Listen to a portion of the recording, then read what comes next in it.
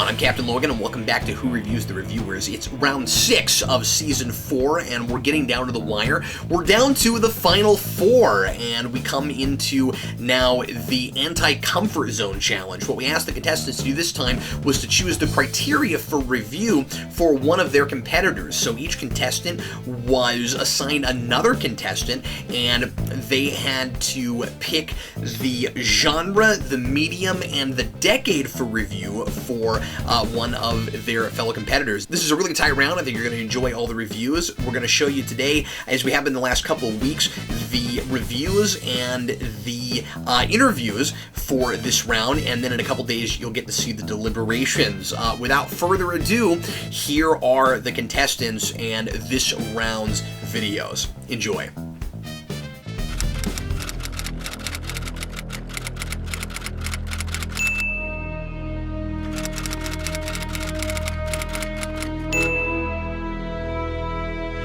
Hello? Hello? Is anybody there?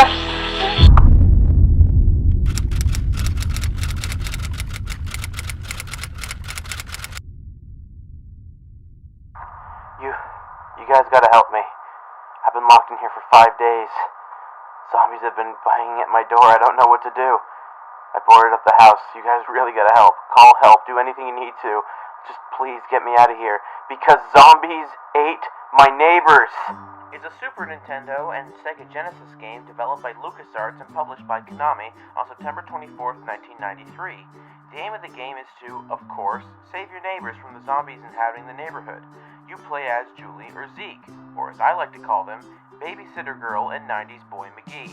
Thankfully, you have plenty of weapons in order to stop the zombies, including water guns, which is a standard pistol, popsicles, which are grenades, and more typical items like bazookas and flamethrowers. You even get to turn into a giant invincible purple monster with a potion power-up. The game itself consists of an advertised 55 levels. However, some of those 55 levels are secret levels such as Curse of the Pharaohs and Cheerleaders vs. Monsters, or my favorite level of the game, the credits. And no, there's not a joke about the quality of the game. The final level is in the office of the developers of the game, LucasArts, and you get to talk to them while saving your neighbors for a final time. Either way, it's very fitting to look at a game like this in the modern era, especially when zombies are everywhere in our pop culture these days, like The Walking Dead, The Walking Dead, The Walking Dead, people who watch The Walking Dead. But I digress. Some positive things I can say about the game. The graphics of the game are very nice, and for the time at least, you can tell what everything is, and with the game being a top-down game, you can never get too close to anything to make the game look too pixelated. The controls for the game are also very solid. 2 face buttons for your weapons, and the other 2 face buttons for changing weapons. Plus, it's not too difficult to aim and shoot at your enemies. Another positive is the variety of enemies and locations. Yes, you heard right. Despite the game being called Zombies Ate My Neighbors and not Monsters Ate My Neighbors, zombies aren't the only enemy in the game, unless LucasArts thought that this, and this were all zombies. It's very clear that the developers were fans of old horror movies, and for people who play this game and who are also fans of that genre of film, you'll get a kick out of the little references here and there. You'll get to see plenty of enemies, including little tiny Chuckies, aliens, and even 50-foot babies. The fact that the game has co-op is also a big plus. Any game that you can play with a friend gets a few points. The tone of the game is also very welcome. It never takes itself seriously with its premise, and that's the way it should be. It even got a few small appreciated touches to its enemies. For example, if you hit a werewolf with silverware, it'll kill that wolf instantly. Anybody who likes werewolves and knows their basic weaknesses can appreciate the attention to detail. However, no game is perfect, and this game does have a few set of flaws. First of all, while the game does have a radar telling you where the neighbors are, it's really hard sometimes to tell where you're supposed to go. Especially since the radar only tells you where the neighbors are when you're close to them, meaning you could be running around like a chicken with its head cut off trying to find them, and with the amount of enemies on the screen, that can be frustrating. Another issue with the game is its hit detection. Not with the enemies, but with grabbing the neighbors. There are plenty of times where you'll try to grab your neighbors to save them and go right through the neighbor, possibly causing them to get killed in the process. Finally, the biggest issue with the game is the difficulty. Now don't get me wrong, I'm not complaining about difficulty. I'm not one of those people who's all like, "Oh, the game's too hard, I need games to be easy." No, what I mean here is the game gets too hard too fast. Most SNES games, while difficult, would still ease you into the game, allowing you to understand everything before they start pulling the really difficult stuff out at you. But this game, you start fighting invincible enemies by level 4, where you're chased through a hedge maze by several Jason Voorheeses. Jason Voorheeses? Jason Voorhees? Either way, however you pronounce it. Now thankfully the game has level skipping, but this is also an issue. When you skip levels, you go to the later levels with only the very basic weapons, mainly your pistol, 1 health power-up, and a couple presents, because finding the other weapons is very difficult in later levels. But those are really the only negatives I could say about this game. If the game would have lowered its difficulty curve a bit, fixed the tick detection, and had a better radar system for finding your neighbors, then the game would have been a better experience for me. But for now, I gotta give the game a solid 7 out of 10. Check it out if you're up for a challenging yet fun Super Nintendo experience. On August 30th, 2015, filmmaker and horror icon Wes Craven died at the age of 76 and left behind an incredible legacy in the horror film genre. Simply put, without Craven, the horror landscape would be something entirely different. Several of his films have become regarded as important, like The Last House on the Left and The Hills Have Eyes, and some culturally significant, like Scream and A Nightmare on Elm Street. But I want to talk to you about a film of his that hasn't received as much attention as his others, and might be the final piece of important horror filmmaking he ever gave us. This is Wes Craven's New Nightmare. Wes Craven's New Nightmare is a 1994 horror slasher movie and the 7th and final installment in the original A Nightmare on Elm Street series. So what's the story this time? Okay, bear with me as I try to explain. In what is more or less the real world, actress Heather Langenkamp stars as actress Heather Langenkamp, 10 years after she starred as Nancy in the original A Nightmare on Elm Street, but is now settled down and has a young son. As the 10th anniversary of the original Nightmare draws nearer, she begins receiving creepy phone calls. Her son becomes increasingly disturbed and learns that Wes Craven is whipping up another nightmare, all leading her to suspecting Freddy Krueger is in the real world tormenting the crew of the Nightmare series. Try that for high concept. So, how is Wes Craven's New Nightmare? I think it's really good. Really, really good. Great even. In fact, I like this movie more than Craven's original. This is in large part due to the premise. Rarely have I ever seen a writer or director have so much fun with one, and with Craven doing both, his grounded, surreal, and playful directorial tones work in tandem with the high concept and multi-layered script so well, it's amazing he pulls it off, and this doesn't crumble under its own weight, especially considering this sort of metafictional premise is usually used in comedy today. But on top of having fun, Craven has a lot to say and uses this crazy premise to say a lot of things. It provides not only a scathing criticism on the Hollywood studio system, the effects of horror films on children, and its own franchise, but above all else, Wes Craven's New Nightmare is a horror movie about the importance of horror movies. Throughout the film, the real-life 1994 Los Angeles earthquakes represent a backdrop of sorts, and parental death and pediatric schizophrenia become major plot points. These are all real-life horrors, and the fictional dream slasher element is all woven into these scenarios. Craven explains to Heather why everyone is having Freddy nightmares in the real world, and why the world needs another Nightmare movie. This is because Freddy is an ancient evil who we have the power to contain in stories. Freddy, by way of the Nightmare series, no doubt represents scary stories, whether they be Victorian Gothic literature or torture porn cinema, and his explanation reveals if we can't express our fears in fiction, we'll reveal them in nasty ways in the real world. Hence the film's real-world horrors are intertwined with a fiction.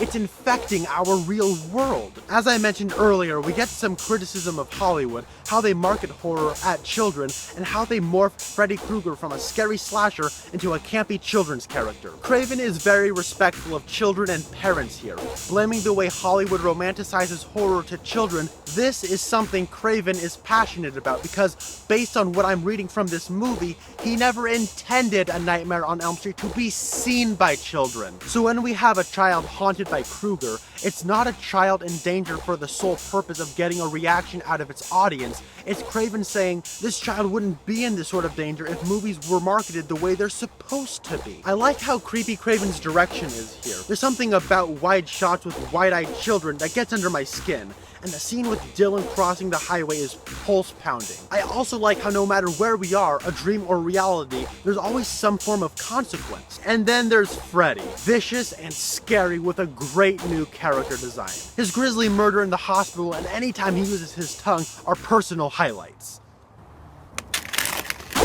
The film, however, isn't perfect. The first half hour is a little choppy with awkward jump scares, and while I do think Heather Langenkamp gives a good performance, I do think with the amount of material Craven gives her, her performance could have been a lot stronger. While the opening sequence is excellent, it's immediately followed up by an embarrassingly filmed earthquake sequence. This looks ridiculously cheap, featuring the worst shaky cam I've ever seen. The set obviously isn't shaking, only the camera. Also, there's a couple special effects shot towards the end that look pretty bad by 94 standards. In the end, Wes Craven's New Nightmare delivers some fun scares, a great premise, and holds up surprisingly well thanks to its witty commentary and intelligent subtext on horror. I'm giving it an 8.5 out of 10.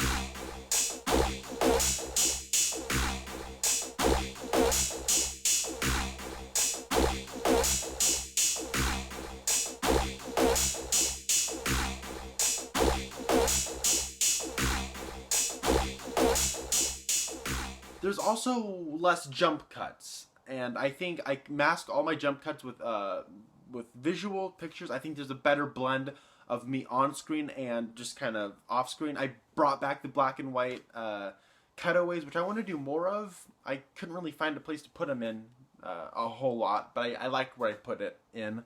I liked mocking that scene. If I had more time, what would I do differently? I wish I had kind of done everything like a day later. So I live in Portland, Oregon, and we had a Rose City Comic Con right actually the weekend before this video was due. And on Friday, I filmed my review, and then I actually went to a screening of A Nightmare on Elm Street, the original, at the Oregon Convention Center, and afterwards there was a very special Q&A with Robert Englund. There was a couple footage. There was one bit of footage from that screening in the intro, but my phone actually died during that, which was unfortunate. And I learned some stuff at that screening, and I met Robert Englund at Rose City Comic Con, and I learned things about the movie that I would have liked to put in there, like some of the real world stuff that was actually kind of influencing and kind of what the creative process Wes Craven had when he made the movie. So I wish I kind of would have written it a little bit later or left room for that knowledge so I could film it later, and then I could, of course, get it all kind of quick edit and everything and put it up. But if I had more time-wise, I would have... There's so much to talk about in New Nightmare. There's a lot to talk about. I didn't talk about a lot of character stuff. I didn't talk about a lot of the... I talked about real-world parallels, but I didn't talk about real-world parallels with, like, Heather Langenkamp. I didn't talk about real-world parallels with the actual Robert Englund. I didn't talk about a lot of things that I wanted to because there simply wasn't enough time in 5 minutes. Do I see myself getting top banana this round, or do I see myself getting voted off? Well, we're down to the final 4, and I don't know where I stand, honestly. I think I might be getting voted off, maybe. I could see maybe Top Banana. It's everything's so up in the air. Everyone did such a good job that I don't know. Anyway, that's all the questions I got. That's all I really have to say about my review for Wes Craven's New Nightmare, and thank you for watching, and I hope it all goes well. Gamer is an action movie set some years in the future from this exact moment. It's a world where games have evolved to the point where players control real-life, flesh-and-blood, non-pixely people. Now, this movie came out in 2009 to pretty negative reviews, but 6 years later, is it worth revisiting? With the Oculus Rift bringing virtual reality closer and closer, and with scandal upon scandal, having gamers looking at the real social impact of their hobby. What sort of commentary does Gamer have for us? What can it tell us about the future of gaming as we embark towards that goal? This is gonna suck. Gamer tries so hard to be edgy and cool. It tries to shine a light on games and the people who play them, to show us what could happen if we take this hobby too far. But all it really succeeds at is giving us a forgettable story and insulting caricatures of what the media thinks gamers are actually like.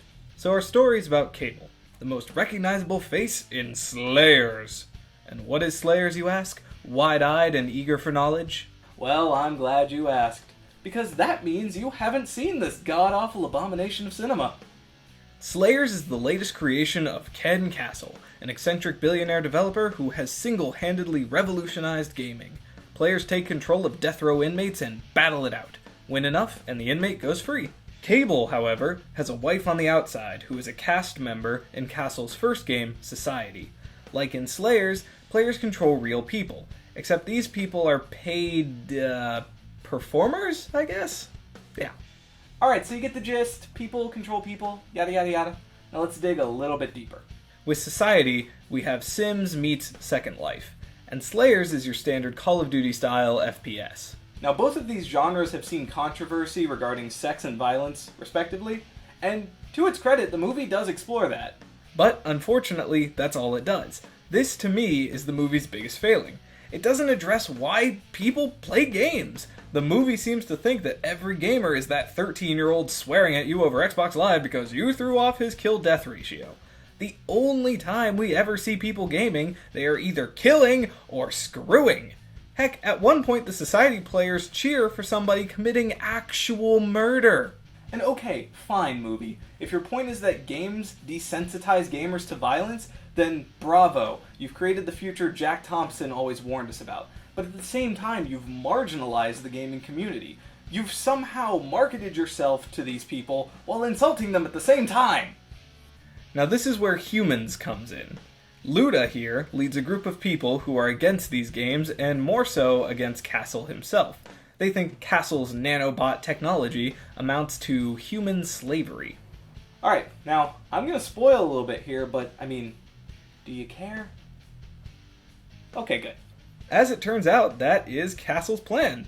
Dexter here has decided he's done murdering people and just kinda wants to control them. No real reason. The movie establishes early on that he's richer than Bill Gates. The movie tries very, very hard to make Castle come off as this crazy control freak.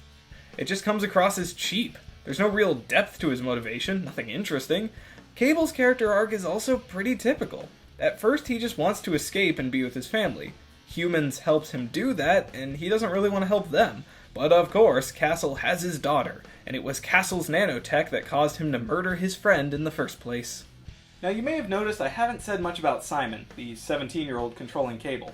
Well, he's a rich kid who's really good at Slayers. He doesn't even go through an arc, though. The film rewards him for being good at the game, women flash him and offer money for control of Cable. He's essentially every teenager's fantasy. Speaking of fantasy, the nudity is out of control in this movie, and it really doesn't earn it. I could understand a couple moments of sexuality. That is part of what makes gaming controversial. But did we need this many flashing shots? The violence, on the other hand, is actually pretty tame overall and really not that exciting. Finally, how the hell did the logistics of, any of this work? In 2009, Modern Warfare 2 was released and sold 23 million copies in the US. Now, here's a fun game.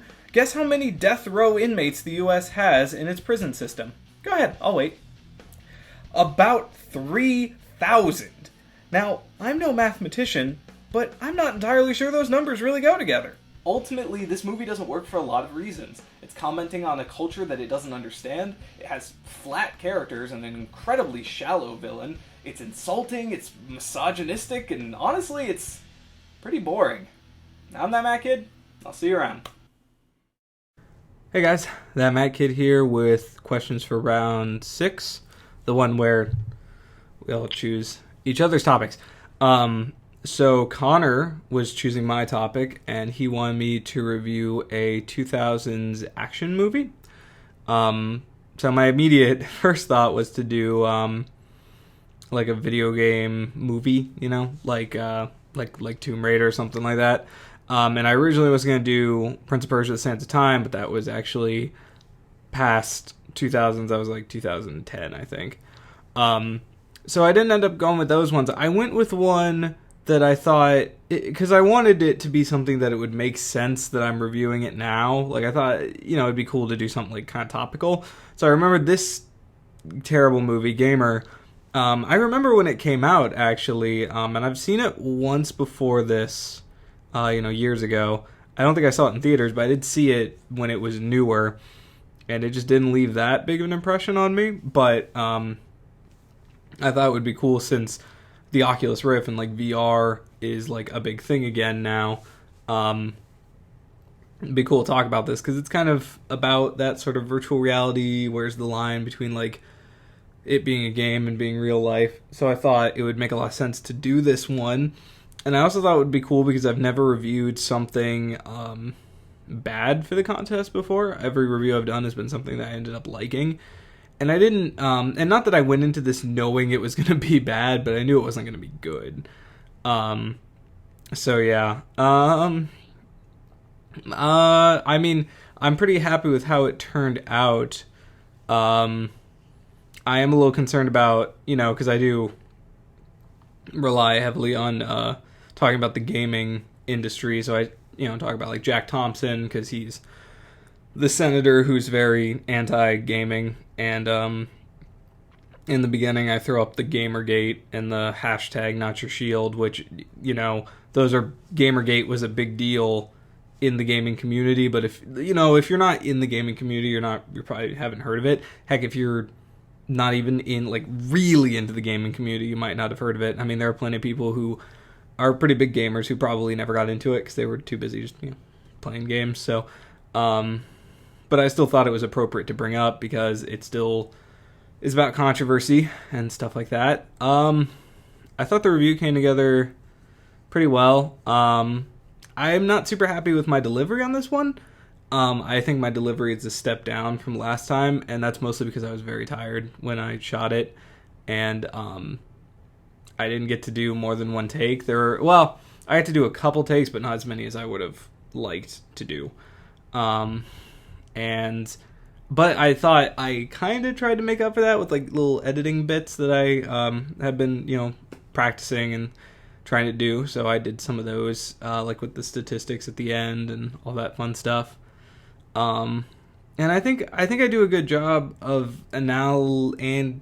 I can't talk today. Of analyzing the film within the context of looking at it as commentary. So, all in all, I'm happy with how it turned out. I don't think it's my best. I think it's all right. So I don't know if I'll get top banana because, everyone in the competition is super good at this point, So we will see.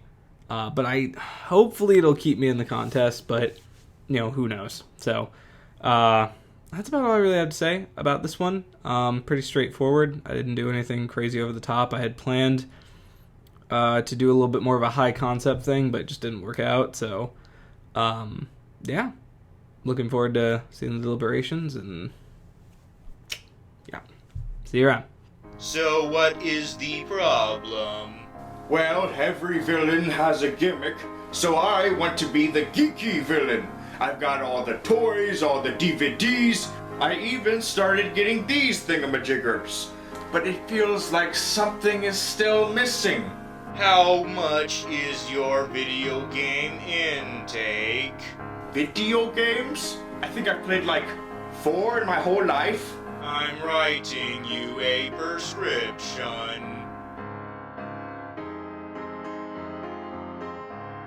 Well, I decided to go with 1994's Pulseman from Sega Genesis. In which a scientist named Doc Yoshiyama creates a digital organism in the form of a woman and digitizes himself so he can make love with her, thus giving birth to Pulseman. What the hell? But then a supervillain who may or may not be Yoshiyama puts together a whole team of villains called the Galaxy Gang in the efforts of conquering the world. So each stage of the game is a country for you as Pulseman to save. Wait a minute, I have to fight each villain at the end of each stage? Oh, but they're so productive. For powers, you have super speed, you can jump, project power blasts, and duck, but a unique ability is the static charge. When you run fast enough, you gain an electric current. When you static charge with the current around you, you're transformed into a ricocheting bolt of energy. At first, the bolt seems like a be-all, end-all weapon. It destroys all the minor enemies, makes you impervious, and gets you up high places. But it can also transport you further than you intended, and can send you down holes and kill you. So it's all about knowing when to use it, and when to instead use the other abilities. Each stage has about 4 levels. Sometimes a whole level takes place in cyberspace, whenever Pulseman comes across a computer. They make it very clear what country you are in, albeit with some generalizations of the countries. Stage 4 through 6 can only be accessed when you complete the first 3 stages, so it's refreshing when you finally get to them, because now there's some different scenery than what you've spent hours and hours with before. So is there anything after stage 6? Stage 7, but I never got there. After getting hurt 3 times, you die, which takes you back to the beginning of the level you died on. But dying 18 times is what resets the whole entire game, erasing all of your progress. So that means dedicating enough time to master the first 3 before also mastering the next 4, all without exceeding the death limit. So many times where I strike an enemy, but they hurt me anyway because I was off just a millisecond.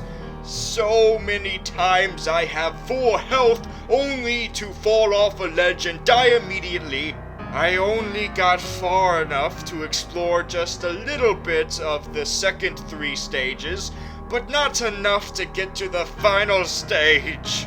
I did not finish the game in time. I don't deserve to be a geeky villain. But how did you feel about what you did play?